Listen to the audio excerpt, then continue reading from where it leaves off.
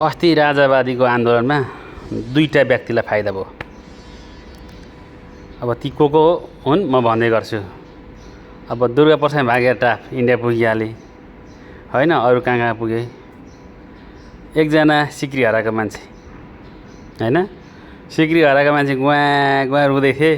अहिले टिकटकमा हेर्नुपर्दा दुईटा सिक्री एकै दिनमा आउँछन्, 3-4 हजार भ्युवर हुन्छन्, हेर्छन् होइन।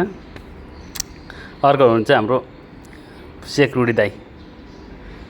सेक्युरिटी दाईले यस्तो बजाए कि एउटा डन्डी हाने बराबर 50,000को हानेछन् के। 5 लाखदेखि उभै पुरस्कार पाएको छ भनेपछि राजावादीको आन्दोलनमा दुईटा व्यक्तिलाई चाहिँ फाइदा भयो। अरू चाहिँ मलाई थाहा छैन। फाइदा हुने व्यक्ति त घाटा हुने मान्छे त धेरै छन्। कसरी परिवार गुमाउनु परेको छ होइन, कसैले घरकै खम्बा पिल्डरै गुमाउनु परेको छ, त उतापट्टि घाटा छ। यता फाइदातिर चाहिँ दुईजना व्यक्ति है।